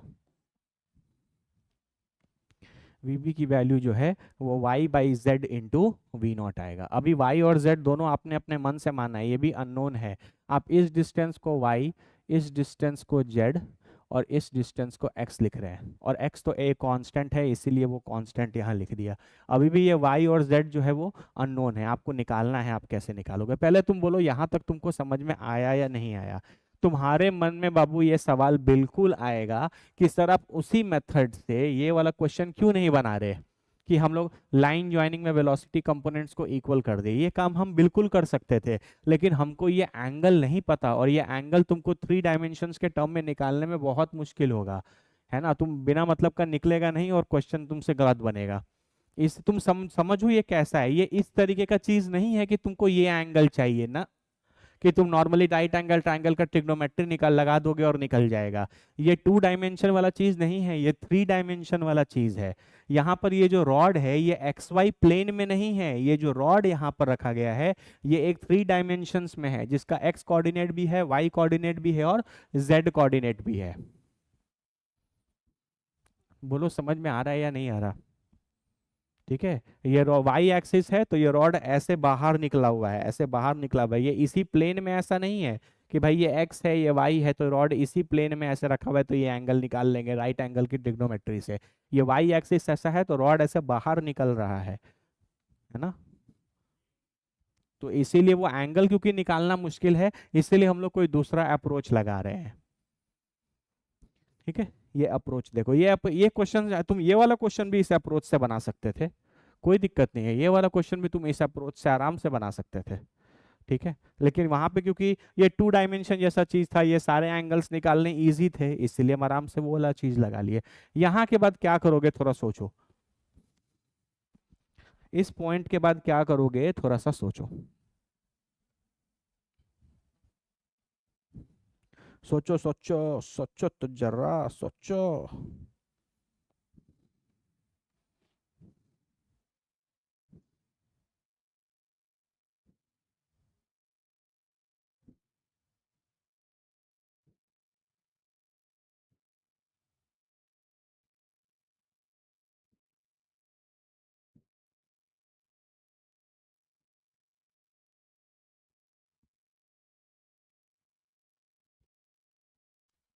देखो क्वेश्चन में एक इंफॉर्मेशन दिया है जिसका इस्तेमाल तुमने अभी तक नहीं किया, ये 0 0 y0, इसका मतलब हम एक इंस्टेंट पे इस डिस्टेंस को y0 मान सकते हैं। तो इतना तो हमको पता है कि अगर हम x² plus y² plus z² equal to L² लिखें, ठीक है, तो ये तो a² हो गया, और y को हम लिख सकते हैं y0²। तो उस समय z कितना होगा ये हम निकाल सकते हैं। तो यहाँ से z² will be equal to L² minus a0² minus y0²। तो z की वैल्यू हो जाएगी √L² minus a0² minus y0²। तो यहाँ पुट कर दो, तो vb की वैल्यू आप लिख सकते हो, जब y y0 है तो z इतना है, √L² minus a0² minus y0² into v0। ये आपका आंसर आ गया। आपको y बाई जेड चाहिए, मतलब किसी भी इंस्टेंट पर y और z की वैल्यू चाहिए, तो एक आपको y की वैल्यू y0 क्वेश्चन में दी गई है, x तो हमेशा a के बराबर है, तो जब y y0 है x a है तो उस समय z कितना होगा निकाल लिया, बस यहाँ डाल दिया, आंसर आ गया। ठीक है, आपको हमेशा आंसर बाबू गिवन पैरामीटर्स के टर्म्स में ही निकालना है, ये भी एक बहुत अच्छा क्वेश्चन है। हम बोले थे लेवल बढ़ेगा, और लेवल बढ़ेगा तो आपको अलग अलग चीज़ें सीखनी पड़ेंगी। आपको क्या है ना, आपको देखो जो बच्चे अच्छे स्टूडेंट्स होते हैं ना वो किसी एक मेथड पर फोकस्ड नहीं रहते। हम ये बात मान रहे हैं कि जो जो मैंने आपको रिजिड बॉडी का मतलब जो कॉन्सेप्ट सिखाया है उस कॉन्सेप्ट पे आपके मेजॉरिटी क्वेश्चंस बन जाएंगे। हम लोग भी आगे आने वाले समय में 80-90% क्वेश्चन उसी कॉन्सेप्ट पे बनाएंगे कि भाई हम लोग क्या करेंगे कि अलोंग द लेंथ जो है या अलोंग द लाइन ज्वाइनिंग है वेलोसिटी के कंपोनेंट्स को इक्वेट कर देंगे। लेकिन अगर आपके सामने कुछ इस तरीके का क्वेश्चन आ जाता है तो आपको दूसरे अप्रोचेस भी लगाने आने चाहिए, नहीं तो आपका काम नहीं बनेगा। ठीक है, तुम देखो तुम इस क्वेश्चन को भी वैसे बना सकते थे, हम क्या कर देते, हम इसको कुछ x मान लेते, ठीक है, हम लिखते x² plus y² equal to L², जैसे हम यहाँ पर क्या लिखे थे बताओ, जैसे यहाँ पर हम लिख रहे हैं क्योंकि x² plus y² plus z² equal to L², उसी तरीके से हम यहाँ पे लिख सकते थे, है ना। हम देखो थोड़ा सा तुमको करके दिखा देते हैं, यहाँ पे इस जगह पे देखना, ठीक है, हम लिख दे x² plus y² equal to L², differentiate करते तो ये 2x into D x by D T आता plus 2y into D Y by D T आता इक्वल टू क्या हो जाता 0। ठीक है, तो यहाँ से D x by D T क्या होता, अगर ये वी बी इस डायरेक्शन में आता तो x कम होता, यानी हम लिख सकते थे कि D x by D t जो है वो आपका माइनस ऑफ वी बी है, और d Y by D t आपका वी ए होता, है ना। तो ये 2x d x by D t आपका माइनस वी बी होता, तो ये माइनस वी बी हो जाता, और ये आपका वी ए होता। ठीक है, तो 2y v a would be equal to 2x v b, तो यहाँ से कट जाता, आपको वी बी चाहिए था, तो वी बी जो है वो y by x of V A आता, y by x of V A आता। और y बाई एक्स क्या है, थोड़ा यहाँ से देखो तो, ये y है और ये x है, तो y बाई एक्स यहाँ से tan थीटा नहीं है, y बाई एक्स इस ट्रायंगल से क्या है, tan theta is y by x, तो y बाई एक्स को आप tan थीटा लिख सकते हो, तो ये आपका वी ए tan थीटा हो जाता है ना। तो आप ऐसे भी बना सकते हो, ऐसे भी बना सकते हो, आपको जो भी मेथड लगे, जो भी अप्रोच आपको अच्छा लगे, आप वहां से उसको ऐसे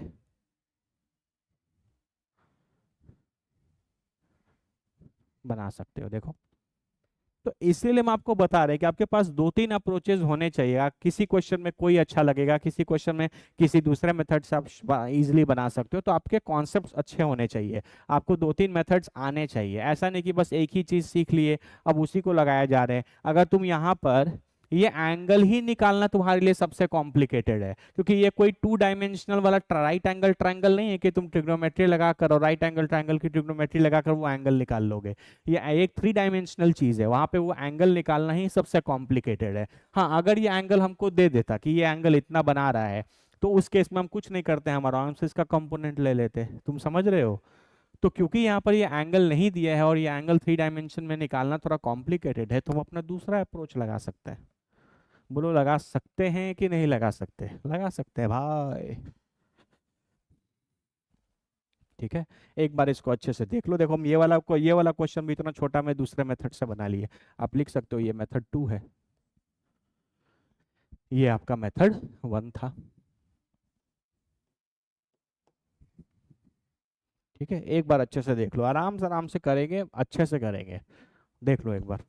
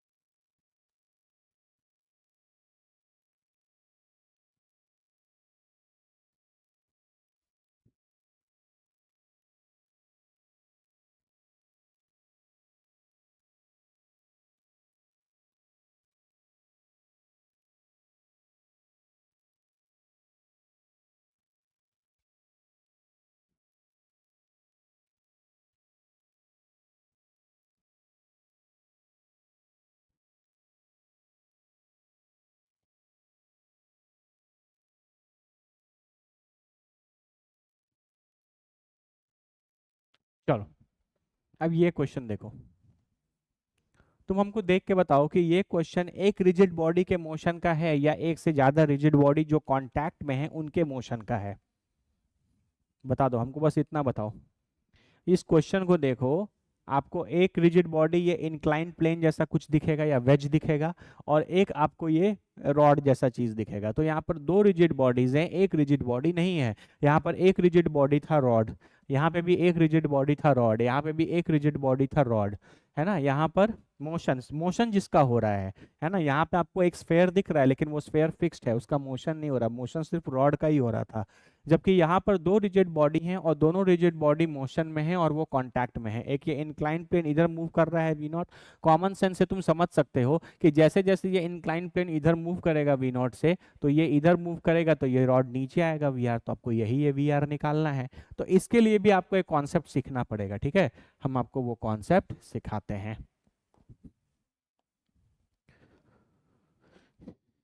ठीक है,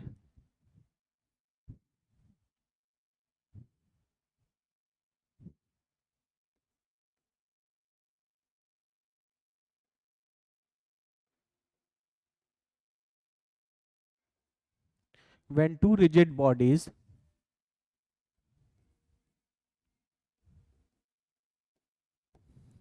when two rigid bodies are in motion, when two rigid bodies are in motion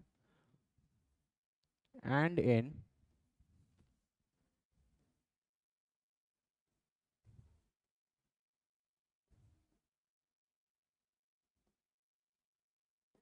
and in contact with each other. जब दो रिजिड बॉडीज मोशन में हो और वो एक दूसरे के कांटेक्ट में हो तब आप क्या करोगे? जैसे फॉर एग्जांपल यहाँ पे हम एक रिजिड बॉडी ले लेते हैं। ये मैंने एक दो रिजिड बॉडी ले लिया। ये मेरा रिजिड बॉडी ए है, ये मेरा रिजिड बॉडी बी है, और ये मेरा है यहाँ पर point of contact.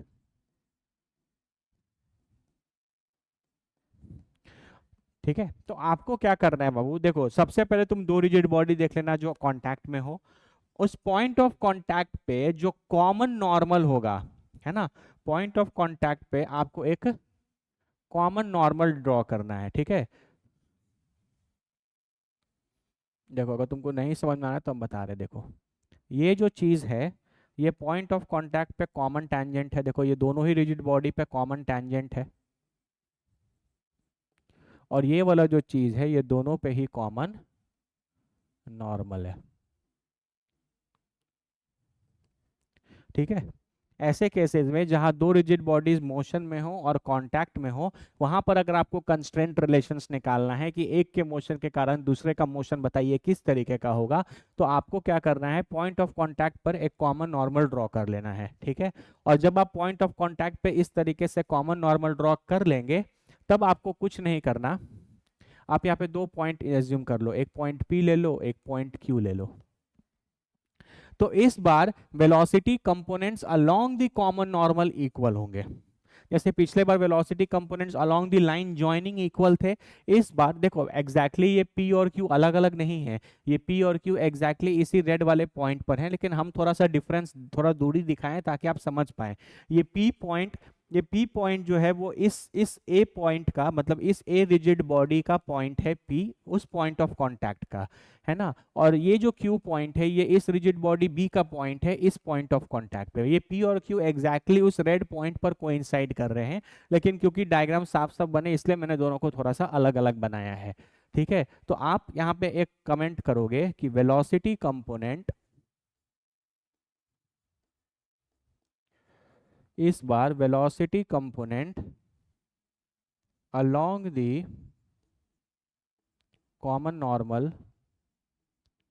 along the common normal at the point of contact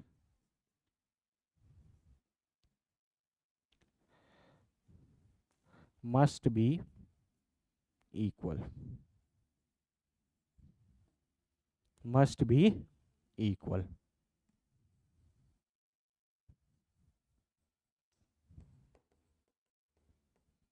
ठीक है, इस कॉन्सेप्ट के मदद से आप सारे क्वेश्चंस बना सकते हो जहां पर दो रिजिड बॉडी आपस में कांटेक्ट में होंगे और वो मोशन में होंगे।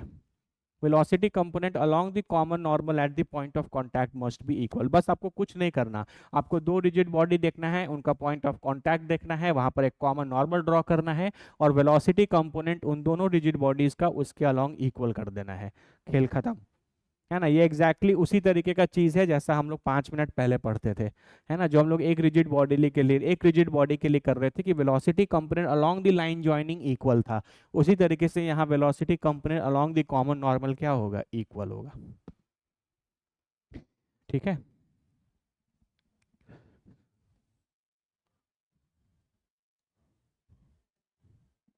देखो ये क्वेश्चन, अब ये क्वेश्चन इधर वी नॉट से जा रहा है, अब ये रिजिड बॉडी कांटेक्ट पे है, तो ये आया इसका पॉइंट ऑफ कांटेक्ट यहाँ पर ऐसा, ये आया इसका यहाँ पर पॉइंट ऑफ कांटेक्ट, और यहाँ पर हम ड्रॉ करेंगे एक कॉमन नॉर्मल, ये हो गया आपका कॉमन नॉर्मल।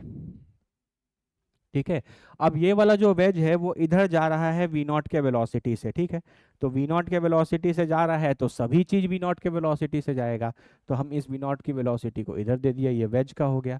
और ये नीचे आ रहा है, ये इधर ऐसे नी नीचे आ रहा है बाबू। ठीक है, वी आर से। अच्छा, ये एंगल थीटा है,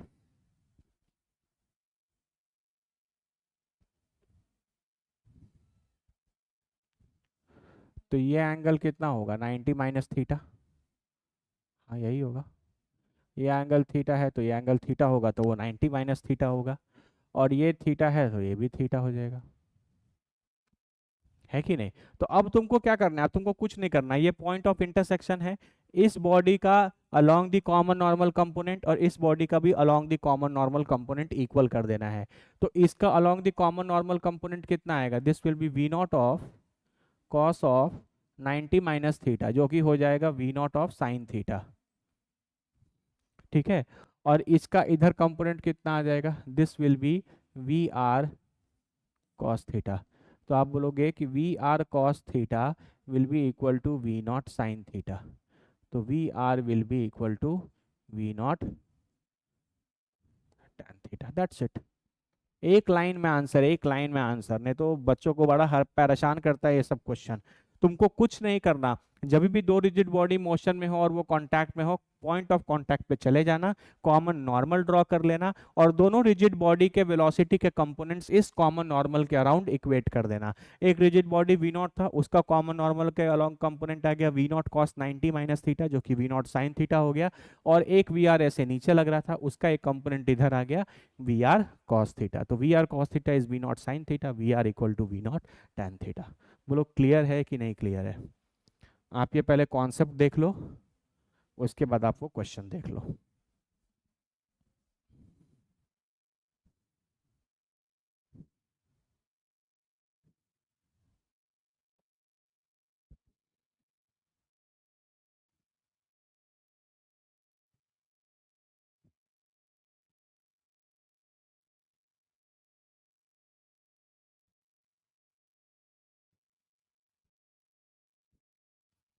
ठीक है, ये सॉल्यूशन देखो,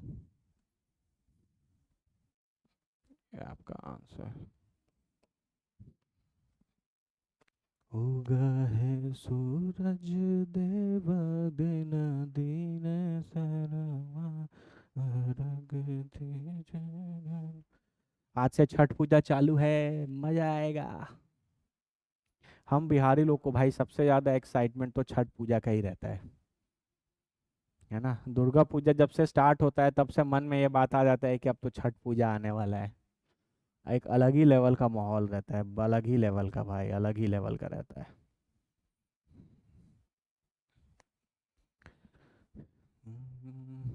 सूरज देव दिन दिन सवार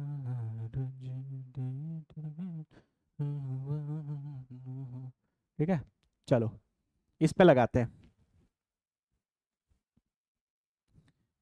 ठीक है, यहाँ पे देखो आपके पास एक वेज है, एक सिलेंडर है और एक वॉल है, ये तीनों रिजिड बॉडीज हैं।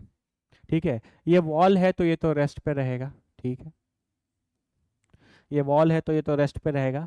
तो यहाँ पर आपको वेलोसिटी ऑफ द सिलेंडर निकालना है। ठीक है, तो आप यहाँ पे देखो, आपको यहाँ पे दो पॉइंट ऑफ कांटेक्ट दिखेंगे, एक ये पॉइंट ऑफ कांटेक्ट और एक ये पॉइंट ऑफ कांटेक्ट। ठीक है, इसका जो कॉमन नॉर्मल होगा, इसका जो कॉमन नॉर्मल होगा वो कॉमन नॉर्मल इसका यहाँ ऐसा होगा, और इसका कॉमन नॉर्मल यहाँ पर ऐसा होगा। ठीक है, अब यानी कि इस वॉल का कॉमन नॉर्मल के अलोंग वेलोसिटी और इस सिलेंडर का कॉमन नॉर्मल के अलोंग वेलोसिटी इस पॉइंट पर सेम होना चाहिए।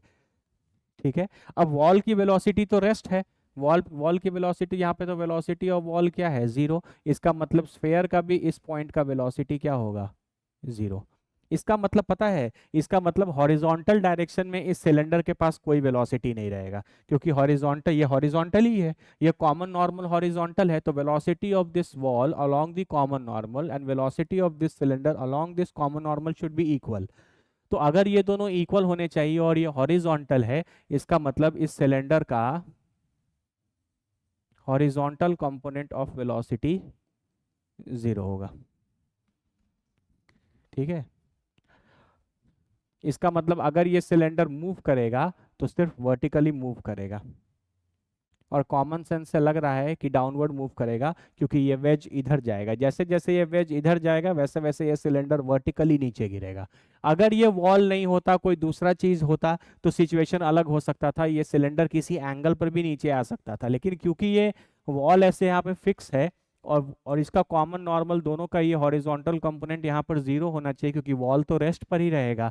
इसीलिए ये सिलेंडर का जो मोशन आएगा वो वर्टिकली डाउनवर्ड आएगा। पहले तुमको इतना बात चमका कि नहीं चमका पहले ये सोचो, बाद में उसके बाद न्यूमेरिकल बनाएंगे, है ना। ये सब सीख लो बाबू, यही आता है एडवांस में।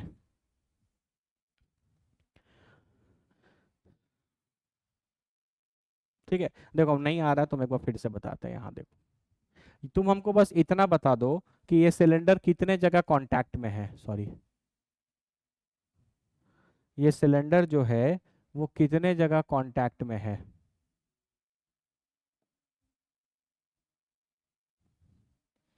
दो जगह कांटेक्ट में है, एक बार कांटेक्ट इस इंक्लाइन प्लेन के साथ है और एक बार कांटेक्ट ये वॉल के साथ है। अभी हम तुमको क्या सिखाए, जब कभी भी दो रिजिड बॉडी आपस में कांटेक्ट में रहेंगे तो आपको क्या करना है, आपको कॉमन नॉर्मल ड्रॉ करना है at the point of contact. ठीक है, और कॉमन नॉर्मल के अलोंग जो इनके वेलोसिटी के कंपोनेंट्स होंगे वो हमेशा इक्वल होंगे। तो यहाँ पर जब हम एक कॉमन नॉर्मल ड्रॉ करेंगे तो क्या ये कॉमन नॉर्मल आपका हॉरिजॉन्टल है? ठीक है, बिल्कुल सही। इसका मतलब वॉल का वेलोसिटी और स्फेयर का वेलोसिटी दोनों इक्वल होना चाहिए अलोंग दिस कॉमन नॉर्मल। अब वॉल तो रेस्ट पर है, इसका मतलब वेलोसिटी ऑफ वॉल जीरो है, तो सिलेंडर का भी यहाँ पे इस पॉइंट ऑफ कांटेक्ट पे जो वेलोसिटी होना चाहिए कॉमन नॉर्मल के अलोंग वो भी जीरो होगा, है ना। और ये हॉरिजॉन्टल है, इसका मतलब वेलोसिटी ऑफ सिलेंडर का जो हॉरिजॉन्टल कंपोनेंट आएगा इसकी वेलोसिटी जीरो हो गई, मतलब सिलेंडर के पास कोई हॉरिजॉन्टल कंपोनेंट में कोई वेलोसिटी नहीं रहेगा। इसका मतलब अब ये सिलेंडर अगर आएगा, हॉरिजॉन्टल है नहीं तो कोई चीज सिर्फ वर्टिकली आ सकता है। अब आप सोचोगे किसी एंगल पर जाएगा, अगर कोई चीज किसी एंगल पर मूव करेगा तो फिर उसके पास हॉरिजॉन्टल और वर्टिकल दोनों ही कंपोनेंट आ जाएंगे। लेकिन साफ साफ पता चल रहा है कि हॉरिजॉन्टल कंपोनेंट क्या है, जीरो। इसका मतलब ये सिलेंडर का जो मोशन है वो वर्टिकली ही रहेगा, और वर्टिकली कैसा रहेगा, डाउनवर्ड रहेगा। This is velocity of cylinder. क्यों? क्योंकि जैसे जैसे ये इधर बढ़ेगा वैसे वैसे ये सिलेंडर सिर्फ और सिर्फ वर्टिकली नीचे गिरेगा। ये बात अगर आपको चमक गया तो फिर क्वेश्चन एक लाइन का है। अब हम क्या करेंगे, अब मेरा दूसरा कॉमन नॉर्मल ये है, दूसरा कॉमन नॉर्मल ये है, तो सिलेंडर का जो कंपोनेंट है वो अलोंग द कॉमन नॉर्मल हम ऐसे दिखा सकते हैं, इसको पैरेलली शिफ्ट करके, और इसको वी नॉट को ऐसे दिखा सकते हैं। ये एंगल अगर थीटा है तो ये एंगल थीटा होगा, तो ये एंगल 90 माइनस थीटा होगा, तो ये एंगल थीटा हो जाएगा। तो along the common normal component wedge का, देखो वेज का वेलोसिटी ये है, उसका कॉमन नॉर्मल के अलोंग कंपोनेंट कितना आएगा, v naught of cos 90 minus theta, v naught of cos 90 minus theta. ठीक है, और ये आपका स्फेयर का वेलोसिटी है वर्टिकली डाउनवर्ड, इसका कॉमन नॉर्मल के अलोंग कंपोनेंट कितना आएगा, देखो ये ऐसा है, तो ये होगा वी नॉट कॉस थीटा, है ना, दिख रहा है, ये होगा v naught cos theta, this is we naught cos 90 minus theta, और ये होगा वी नॉट कॉस थीटा। तो this will be equal to we naught cos theta, sorry v naught नहीं, वी सिलेंडर, ये तो सिलेंडर की वेलोसिटी है ना, v cylinder into cos theta.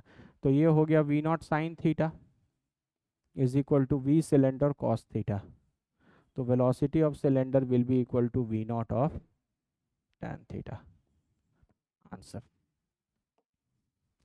बोलो क्लियर है कि नहीं? इसका मतलब ये जो सिलेंडर है इस वेज के इधर मूव करने के कारण ये सिलेंडर सिर्फ और सिर्फ नीचे गिरेगा with a velocity of v naught tan theta. अगर आप इस इंक्लाइंड प्लेन को इधर वी नॉट के स्पीड से भेज रहे हो तो यहाँ पर ये वी नॉट tan थीटा होगा। अब मेरा एक क्वेश्चन बताओ, क्या यहाँ पर हम एक्सेलरेशन ऑफ सिलेंडर को acceleration A not into tan theta लिख सकते हैं? अगर इस वेज की एक्सेलरेशन ए नॉट होगी तो इस सिलेंडर का acceleration A not into tan theta होगा। क्या हम ये बात डायरेक्टली कमेंट कर सकते हैं कि नहीं कर सकते? सोचो थोड़ा। एक्सेलरेशन डिफरेंशिएट करके आएगा, तो अगर हम इसको डिफरेंशिएट करें और हम इसको इस तरीके से लिखते हैं, इसका मतलब हम टैन थीटा को कांस्टेंट ट्रीट कर रहे हैं, क्योंकि टैन थीटा जब कांस्टेंट होगा तो टैन थीटा बाहर निकल जाएगा, तभी तो D v naught by D t सिर्फ ए नॉट होगा। इसका मतलब थीटा कांस्टेंट अगर है तभी हम ये बात लिख सकते हैं, जो कि इस बार सही है, क्योंकि थीटा जो है वो इस बार इंक्लाइंड प्लेन का एंगल है, और इंक्लाइंड प्लेन का एंगल मोशन के दौरान कभी चेंज नहीं होगा। तो एक्सेल वेलोसिटी के लिए और एक्सेलरेशन के लिए दोनों के लिए ये स्टेटमेंट ट्रू है। जबकि हम आपको एक केस दिखाए थे यहाँ पर, ये वाला, यहाँ पे ये वाला रॉड और ये वाला कॉलर जब ऊपर मूव कर रहा है तो ये वाला कॉलर इधर मूव कर रहा है, तो इसके ऊपर मूव करने के कारण ये इधर मूव कर रहा है। तो जब ऐसा होगा तो ये थीटा जो है वो वेरिएबल है, क्योंकि जैसे जैसे ये ऊपर जाएगा वैसे जैसे वो इधर आएगा तो ये थीटा इंक्रीज करने लगेगा, और थीटा अगर इंक्रीज करने लगेगा तो थीटा कांस्टेंट नहीं है। तो वैसे केसेस में यहाँ वी ए टैन थीटा आया था तो हम ए टैन थीटा नहीं लिख सकते क्योंकि ये वेरिएबल है, लेकिन वो काम हम यहाँ कर सकते हैं क्योंकि यहाँ पर जो थीटा है वो इंक्लाइंड प्लेन का एंगल है। ये तो इंक्लाइंड प्लेन का एंगल है, इंक्लाइंड प्लेन इधर मूव करेगा तो थोड़ी थीटा चेंज होगा। इसीलिए जो रिलेशन वेलोसिटी का आया था वो रिलेशन हम एक्सेलरेशन का भी कमेंट कर सकते हैं। बोलो चमका कि नहीं चमका? ठीक है, इसीलिए ये क्वेश्चन बहुत अच्छा है क्योंकि आपको ये बात यहाँ समझना है कि सिलेंडर के पास हॉरिजॉन्टल डायरेक्शन में कोई वेलोसिटी नहीं आएगा। क्यों? क्योंकि हॉरिजॉन्टल डायरेक्शन में इनकी वेलोसिटी तो जीरो होनी चाहिए, तो सिलेंडर के पास कोई क्योंकि वॉल से डायरेक्टली कनेक्ट है और इसका कॉमन नॉर्मल हॉरिजॉन्टल आ रहा है इसीलिए। ठीक है, आप लिख सकते हो इतनी वेलोसिटी वर्टिकली डाउनवर्ड होगी।